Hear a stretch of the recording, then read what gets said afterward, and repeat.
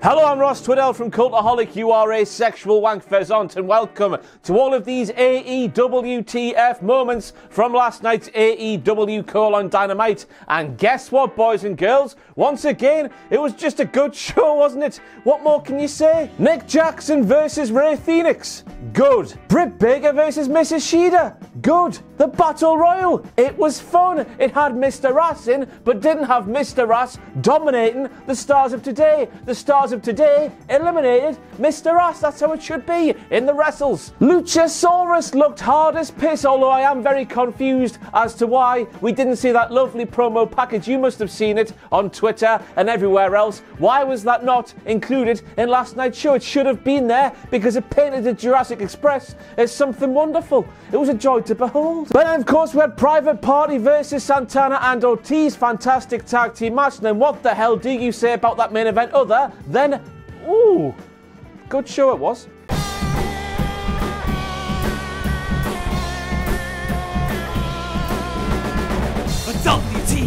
WTF! Now, I don't know if this was because our internet was a little bit rubbish inside the Cultaholic office this morning, but my Fight TV stream was not as crystal clear as it normally is. But I guess if you were a lapsed fan of professional wrestling, you flicked on AEW, you heard Jim Ross, you heard Tony Schiavone, you saw Chris Jericho, you might be thinking to yourself, Jesus Christ, how the hell have I ended up back in 2001? You would then see that sign there, which might say, show your tits, and you would really be thinking you were back in 2001. Again, my stream was a bit buffery here, so that might say something completely different, but right there, it looks like it says shows your tits. And I'm just here to tell you right now that last night it was announced that the annual Tony Schiavone Speedo contest will be taking place at Bash at the Beach in January. And you can say Bash at the Beach again, Tony Schiavone in Speedos. Ha ha! Now, I know that Jim Ross was having a laugh with Big Dick Tony here. It's a wonder that Big Dick Tony can actually fit in his Speedos at all. But I don't know about you, but I actually want to see the Tony Schiavone Speedo contest, and I want to see Vince McMahon react to that contest so the spirit of the WBF comes back alive. Wow! Vince might say if he saw Tony Schiavone in Speedos. And next up we have that sign that you all saw, and I guess you all laughed just like I did. Now, even though Vince McMahon will not be losing any sleep whatsoever with AEW beating NXT in the ratings every single week, that's if Vince McMahon sleeps at all, of course, because as we all know, he's always bashed off his face on the cocaine. What? I'm just making up bollocks for the purposes of entertainment. That sign did make me laugh, so here we are. I don't know what we're doing here today, but here we are. Now, the following was lifted straight from the Young Bucks' Wikipedia page, and it says as follows. They, the Young Bucks, have an older sister, Donna Joy Crystal, born October the 3rd, 1982, and a younger brother, Malachi Marcus, easy for me to say, born November the 14th, 1990. So there's one thing to say right now, and that's hello, Malachi. 3 Cultaholic signs in the arena last night. A big thank you goes to Joey Dilatin. I hope I got that correct. Stephen Bier. I hope I said that correctly. And finally, Mr. Dylan Castile. And of course, this is always a WTF moment because, Mom, I'm on the telly. Even though none of those signs appeared on the telly. But you know what I mean. Next time you go to a show, do what those 3 men did. And speaking of signs, we now have the sign of the night. And just like that suck me off Vince sign from earlier on, you've just got to laugh, haven't you? Haha, Jim. Now, I don't normally bring this up on these AEWTF moment videos because, quite frankly, normally nobody tweets me with evidence of the people inside the building for a Dynamite taping. But last night, I searched it on Twitter because I was intrigued. And bloody hell, in the words of Kevin McAllister, when Kevin McAllister was speaking about Buzz's girlfriend, one word for that attendance last night, and that was woof. And of course, I've got to bring it up when I can, because I would do the same for WWE, wouldn't I? So it turns out that the Dark Order are nothing more than a club for lonely people. And quite frankly, where the hell do I sign up? Because even my imaginary friends, they're becoming a bit too boring for me these days. But the Dark Order actually being what they appear to be right here is a real shock to me after what sexy, very thin Evil Uno tweeted a few weeks ago. Sexy Evil Uno is from a sex club. He's surrounded by his own gimps. Evil Uno is a dom. The gimps, they are subs.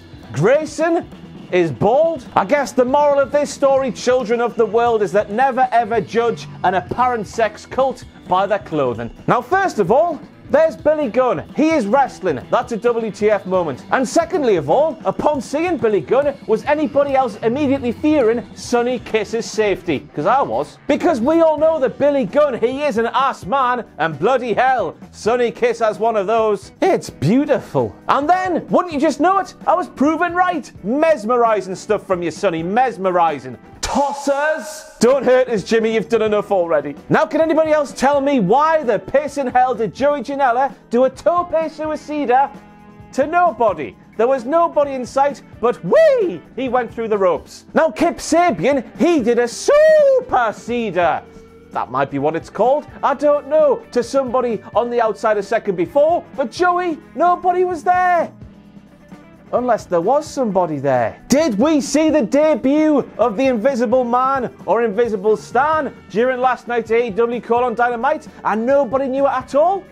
No. Now, was I the only person in the world asking right here, does Jungle Boy Jack Perry have a glass eye? Because to me, it looked like he was trying to put a glass eye back in the right place inside of his own head. What the hell was going on with Jungle Jack Perry's eye? I googled Jungle Boy eye and nothing came up. So if you do know, please let me know, because I would like to know. Now, just in case you didn't hear the one, Billy Gunn. I wish he was the one, Billy Gunn. And just in case you weren't quite sure what D-Generation X were alluding to, way back in the day, Billy Gunn shouted, "Suck my dick," to MJF right there. And I had the realization that if MJF did suck Billy Gunn's dick right there and then, he would have been smoking gun. It's weird how the world works out, isn't it? And next up we have the moment where both Excalibur and Big Dick Tony Schiavone made themselves look like a pair of massive numpties. They saw MJF on the brink of being eliminated by Billy Gunn. They saw MJF squirm away from Billy Gunn. They saw Billy Gunn then get eliminated. Then for some reason,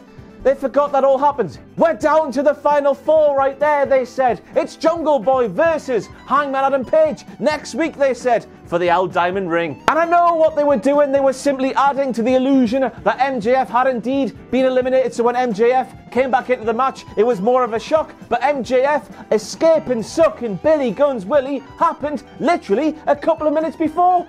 It made them look silly, in my opinion. Now, I say this most weeks here on these AEWTF moments, but if you are not watching AEW Call on Dynamite on Fight TV, and you can do so, you are a numpty. While everybody watching on TNT did not get to hear what Chris Jericho was saying right here, everybody on Fight TV got to hear every single word of it. And all I'm going to say is, it was fantastic.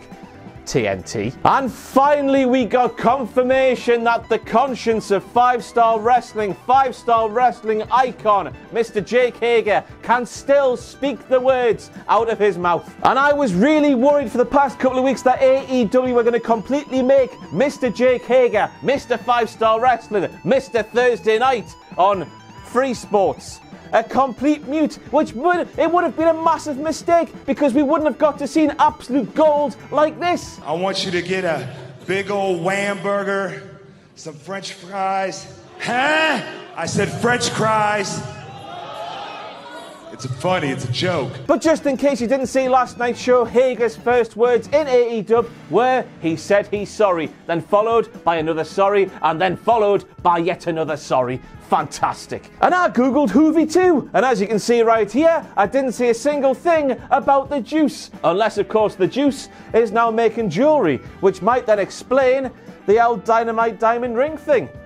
It's funny how the world works out, isn't it? Ask me one thing I did not expect to hear during last night's AEW Call on Dynamite, and I would tell you I would not have expected to hear Excalibur and Scorpio Sky reciting Sir Mix-a-Lot. And if you haven't seen the show, of course, I know some of you haven't, you might be wondering why. As we all know, last week Scorpio Sky pinned Chris Jericho. Because of that, Scorpio Sky's been having a fantastic week on top of the world. His DMs have been flooded. His high school crush, Melanie Parsons, got in contact and they're going out on a date next week. But somehow, Chris Jericho knew Melanie Parsons in Scorpio Sky's high school. He now knows Melanie Parsons as well, so he had to tell Scorpio Sky that Melanie Parsons has put on a bit of weight since high school. And of course, naturally, after hearing this, Scorpio Sky had to let Chris Jericho know that he likes big butts with Excalibur adding, and he cannot lie, because the other brothers can't deny when they go in the middle of it, he gets strong. Tony and Cody and Matt and Nick and Kenny like big sweaty men. Tony and Cody and Matt and Nick and Kenny likes big sweaty men.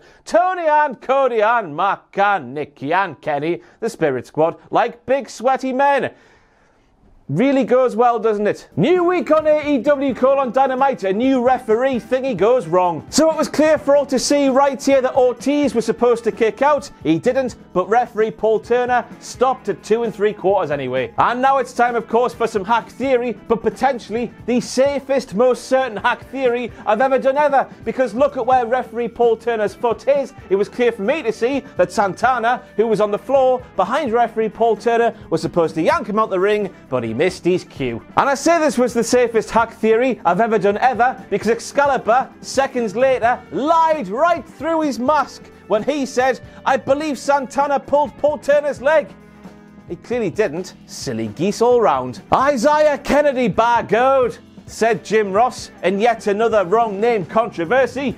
It's not really a WTF moment anymore. The amount of times it happens. Sort it out, man, Jim, will you? If you do know who Isaiah Kennedy is at home, though, please let me know, because I forgot to Google. And who would have thought that MJF is such a big fan of Darby Allin? Now, Excalibur called this a tope suicida from Darby Allin, but all I'm seeing is a gnarly catching, jumping pile driver from John Moxley. It's open to interpretation sometimes. No, it's not. I'm just talking bollocks. All the best. And I guess we have to end on this, a paradigm shift DDT from the top or middle rope. I can't remember which. I'm in a bit of a rush today. But we all know that Darby Allin was half dead already. But now he's inching towards 3/4 dead because now he has no neck. Rest in peace, Darby's neck. That was gnarly. Dude. Skateboard. And that's it for all your AEW Dynamite WTF moments this week. Fantastic action all the way through the night. Weird stuff from the Dark Order. I think that sums it up in a nice nutshell. Next week will be good as well. See you then. Thanks for watching. Let us know what you think in the comments below. You can follow us on Twitter at Cultaholic. You can find us on Facebook at facebook.com/Cultaholic. And if you enjoy what we do here at Cultaholic, you can pledge to our Patreon page, patreon.com/Cultaholic. Hit subscribe and join us.